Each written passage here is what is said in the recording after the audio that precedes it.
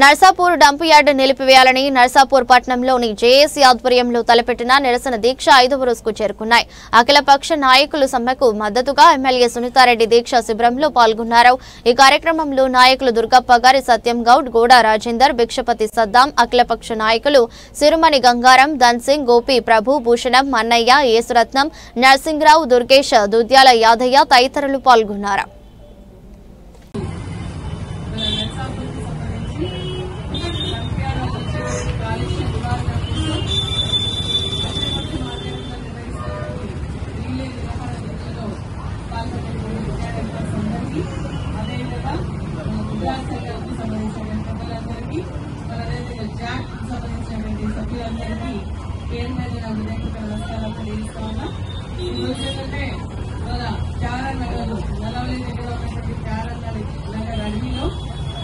నిర్మాణం కోసం మరి ఈరోజు ప్రభుత్వం చర్యలు చెప్పడం జరుగుతుంది.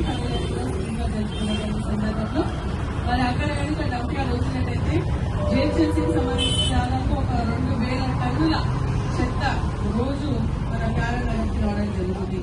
అంటే 2000 టన్నులు అంటే దాదాపు రోజుకు 200 నుంచి 250 జిహెచ్ఎంసీ టిప్పర్లు అన్ని కూడా చెత్త మోసుకొని మన డంప్ యార్డ్ కార్యాలయంలో వేయడం జరుగుతుంది.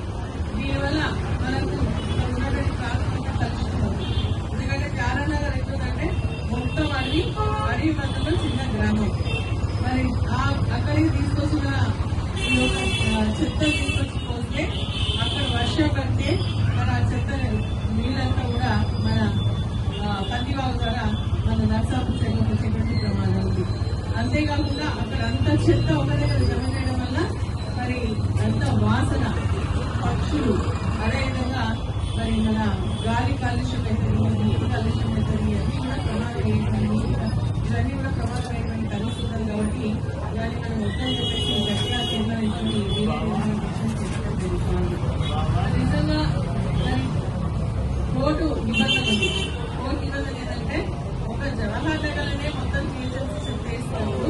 ఆ ఒక ప్రాంతం అంతా కూడా కలిసి అక్కడ ఉన్నటువంటి ప్రజలకు ప్రాణహాని ఉంది, మరి కలుషితం ఎక్కువైపోతుంది. కాబట్టి అక్కడి నుంచి కొంతవరకు చెత్తను జిహెచ్ఎంసీ ప్రజలన్నట్టు 4 ప్రాంతాల నుంచి ఇచ్చేయండి అని చెప్పేసి కోర్టు ఆర్డర్ జరిగింది.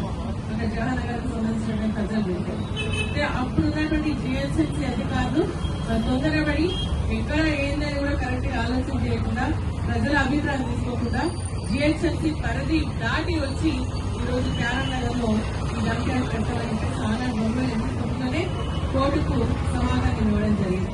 దాని ద్వారా ఏంటంటే అప్పటి నుంచి ఇప్పటివరకు దాంట్లో కంటిన్యూ అయితే అవన్నీ జరిగిన రాష్ట్రం తర్వాత దానికి సంబంధించిన ల్యాండ్ ఏదైతే రోడ్ వేసుకోవడానికి ల్యాండ్ ఉందో దానికి సంబంధించినటువంటి అగ్ని శాఖ తీసుకొచ్చి మరి ప్రభుత్వం వచ్చిన తర్వాత ఇవన్నీ వచ్చినాయి. ఇచ్చిన తర్వాత ఏంటంటే అక్కడ ఉన్నటువంటి ప్రజలకు తెలిసింది. ఇవాళ చుట్టుపక్కల గ్రామానికి అన్నింటికి తెలిస్తే వాళ్ళు ఏం చేస్తున్నారంటే ఇక్కడ ఇది వస్తే మాకు చాలా ప్రమాదం జరుగుతుంది అని చెప్పేసి ఆలోచనతో వాళ్ళందరూ కూడా తీర్మానించుకున్నారు. అన్ని గ్రామ పంచాయతీలు తీర్మానం చేసి ఈ డంప్ యార్డ్ స్టాప్ చేయించడం జరిగింది. మళ్ళీ ఈ ప్రభుత్వం వచ్చిన తర్వాత ఈ 14 నెలల కాలంలో మళ్ళీ ఒక డంప్ యార్డ్ ఇక్కడ చేపట్టాలని చెప్పేసి అసలు అక్కడ డంప్ యార్డ్ వస్తుందన్న విషయం ఎవరికి కూడా తెలియదు. ఎందుకంటే గత ప్రభుత్వంలో ఆగిపోయింది కాబట్టి ఆగిపోయిందని చెప్పేసి మనం అందరూ మళ్ళీ ఉన్నాం. మళ్ళీ తర్వాత ఈ ప్రభుత్వం వచ్చిన తర్వాత కూడా అక్కడ ఉమ్మల్ల, ప్యారనగర్, నల్లవల్లి, కొత్తపల్లి, మహాపూర్, బొత్తపల్లి గ్రామానికి సంబంధించినటువంటి వాళ్ళందరూ కూడా మన గౌరవ మన దామోదర్ రాజనరసింహ గారి మంత్రి గారి దగ్గరికి మన గౌరవ ఎంపీ రఘునందన్ రావు గారి దగ్గరికి దరఖాస్తు ఇస్తే తప్పకుండా గ్రామంలో చూస్తామని చెప్పేసి వాళ్ళు మాట్లాడడం జరిగింది. దాన్ని దృష్టి పెట్టుకుని ఇక మనకి రాదుగా ఈ డంప్ యార్డ్ అని చెప్పేసి ఉన్నటువంటి పరిస్థితిలో ఈ రోజు మళ్ళీ మొన్నటిగా ఉన్న మరి ప్రభుత్వం ఒక దుర్మార్గమైనటువంటి చర్యలుగా అక్కడ ఉన్నటువంటి వాళ్ళందరూ కూడా important leader Congress, BRS, BJP, అదేవిధంగా సిపిఐసీలో ఎవరున్నారో వాళ్ళందరినీ కూడా మరి రాత్రికి రాత్రి లిఫ్ట్ చేసి ఆ రాత్రి దాదాపు 100 టిప్పర్లు వచ్చేసి దానికి సంబంధించిన కంపౌండ్ అన్ని కూడా తీసుకొచ్చి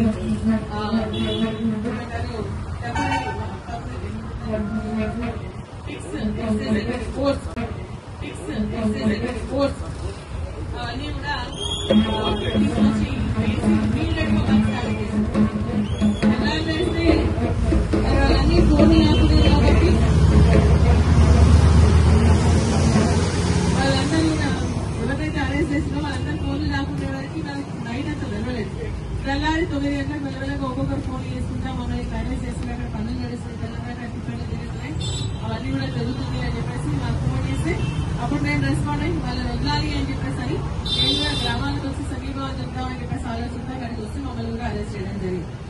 ఎందుకు ఇంత అత్యవసరంగా ఎవరికి చెప్పకుండా ఎవరి అభిప్రాయం తీసుకోకుండా రాత్రికి రాత్రి ఎందుకు తీసుకోవాల్సి వచ్చిందని చెప్పేసి నేను అడుగుతున్నాను. నిజంగా ఏమంటుందంటే గత ప్రభుత్వం చేసింది, గత ప్రభుత్వంలో అంతకుముందు ప్రభుత్వాలైనా ఇప్పుడైనా సరే మనం అడిగేది ఏంటంటే మనం ఇక్కడ ఉంటున్నాం స్థానికంగా, కాబట్టి స్థానికంగా ఉన్నటువంటి సమస్యకు పరిష్కారం మనమే ఆలోచన చేసి అందరం కూడా ఐక్యమత్యంతో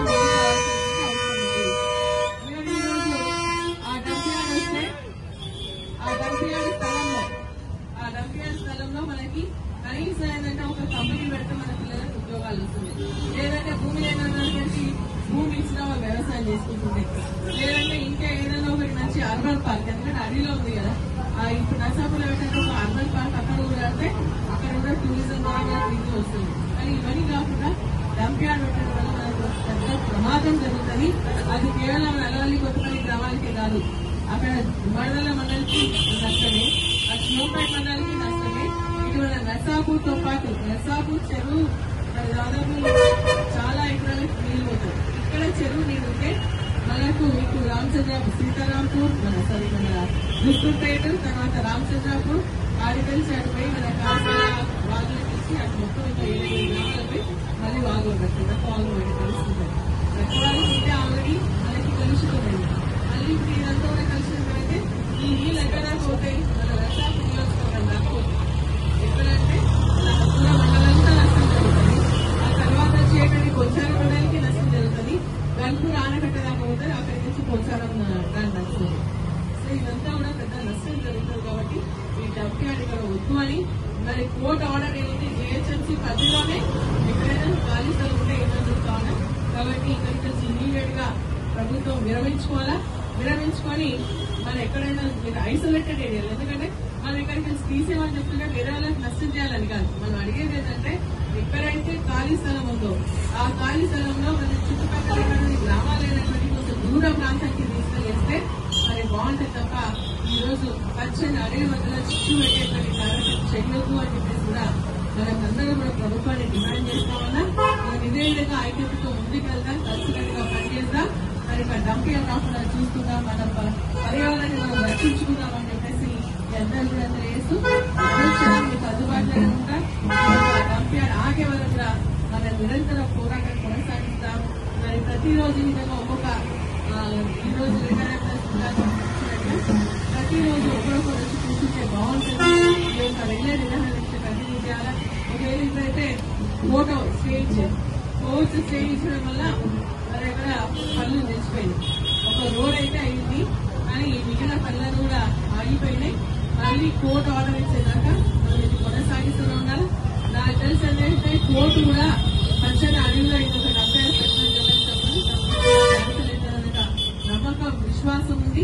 మీ అందరి యొక్క సహకారం తప్పకుండా ఉంటుంది కాబట్టి క్యాన్సిల్ అవుతుందని చెప్పేసి కూడా నా వ్యక్తిగతంగా నా అభిప్రాయాన్ని కూడా తెలియజేస్తూ మరి మనం ఇక్కడే కంటిన్యూ చేద్దాం. ఒకవేళ నిజంగా ప్రభుత్వం తలగోకుండా మళ్ళీ పనులు ప్రారంభిస్తే మాత్రం మనం కార్యక్రమం ఏదైతే ఉందో రిలే నిరాహార దీక్షతో ఉధృతం చేస్తామని చెప్పి కూడా చేస్తాను. ఇప్పుడు ఏదైనా పనులు అయిపోయినా కొంచెం మనం లైట్ తీసుకుంటున్నట్టు అనిపిస్తుంది. కానీ ఒకవేళ వాళ్ళు నిజంగా కూడా పనులు స్టార్ట్ చేస్తే మాత్రం ఇంకా కూడా సీరియస్ గా మనం వర్కౌట్ చేద్దాం, ఏమేమి కార్యక్రమాలు చేయాలి అవి కూడా చేసుకుందాం. మన ప్రాంతం ఇంకా కూడా సీరియస్ గా మనం వర్కౌట్ చేద్దాం, ఏమేమి కార్యక్రమాలు చేయాలి అవి కూడా చేసుకుందాం. మన ప్రాంతాన్ని రక్షించుకుందాం. ఎందుకంటే మనం చూస్తాం ఇక్కడ చూస్తాం అలా ఇక్కడ పచ్చని అడవి పెరిగింది. మరి మనం కూడా పంచుల సంఖ్య అడవి పెడితే దాన్ని మనం టూరిస్ట్ స్పాట్ గా అర్బన్ పార్క్ కింద డెవలప్ చేస్తాం. ఎంతో మంది హైదరాబాద్ నుంచి వస్తున్నారు, ఎందుకంటే అక్కడ కలుషితమైంది కాబట్టి మంచి పచ్చని గాలి, పచ్చని చెట్లు, తర్వాత మంచి స్వచ్ఛమైనటువంటి గాలి పీల్చుకొని మరి ఎన్నెన్నో షూటింగ్లు కూడా మన దగ్గర అవుతుంది. అవన్నీ అయ్యేట్టు వదిలేసుకొని ఇప్పుడు మంచిగా డెవలప్ చేసుకునేదాన్ని మళ్ళీ గెస్ట్ హౌస్ కూడా ఇంకా ఇనాగ్రేషన్ కూడా చేసుకోలేదు. ఇనాగ్రేషన్ చేసుకోకముందే ఆ నీళ్ళు వచ్చినాయి అనుకో మొత్తం కంపకం పెట్టదు. మా ఉద్దేశం ఏంటంటే దాంట్లో బోటింగ్ పెట్టాలని, ఎందుకంటే ఇక్కడ నుంచి హైదరాబాద్ నుంచి మళ్ళా చర్చ్ దాకా పోతుంటారు, ఏడుపాయలకు పోతుంటారు. కాబట్టి ఈ మధ్య కాలం దగ్గర స్పాట్ లేదు కాబట్టి అది అంతకుముందు అక్కడ ఒక చిన్న హోటల్ కట్టి అది మహిళలకు ఇవ్వాలని చెప్పేసి ఆలోచనతో స్టార్ట్ చేసినాం అక్కడ. దాన్ని కూడా చేయాలని ఒక ఆలోచన. అదేవిధంగా బోటింగ్ పెట్టడానికి ప్రపోజల్ ప్రభుత్వానికి తీసుకెళ్ళడం జరిగింది.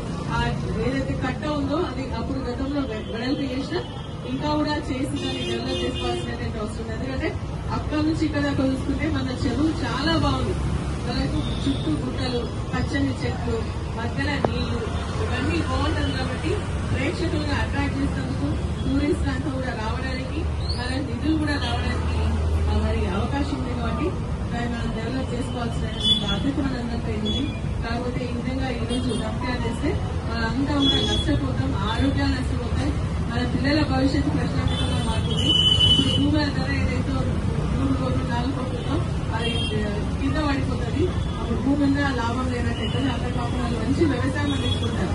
కూరగాయలన్నీ కూడా కూరగాయలు పండించుకొని హైదరాబాద్కి మంచి కూరగాయలు సప్లై చేస్తున్నారు. ఇప్పుడు ఆ కూరగాయలు కూడా వండేటువంటి పరిస్థితున్నారు. వాళ్ళ పరిస్థితులు కొట్టినట్టయితే రైతులకు నష్టం జరుగుతుంది. కాబట్టి ఖచ్చితంగా ఈ యొక్క డంప్ యార్డ్ పనులు నిలిపేసే విధంగా కూడా మనం అందరూ గట్టిగా ప్రయత్నం చేద్దామని చెప్పేసి కూడా ఈ సందర్భంగా మీ అందరికీ తెలియజేస్తూ సమీభావం తెలుసుకున్న మీ అందరూ కూడా మరొకసారి ధన్యవాదాలు తెలియజేస్తూ ఇదే కలిసి ముందుకెళ్దాం. మా ఒక సంపూర్ణ సహకారం కూడా మరొకసారి మీ అందరికీ తెలియజేస్తూ సీనియర్ సిటిజన్స్ అందరూ కూడా ఉంటాయి.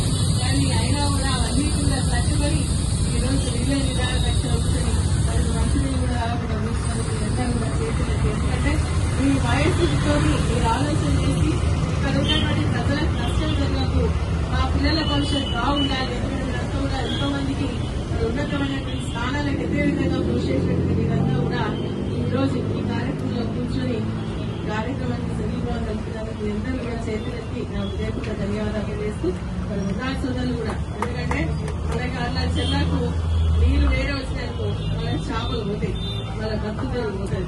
అంతేకాకుండా మన రజకులకు కూడా బట్టలు విడుగుతాయి. నర్సాపూర్లో బట్టలు తెల్లగా విడుగుతారని ఒక ఇది ఉంటుంది. అది వస్తే మనం తెల్ల బట్టలు విడుకోతే నల్లయ్యేటువంటి పరిస్థితి వస్తాయి.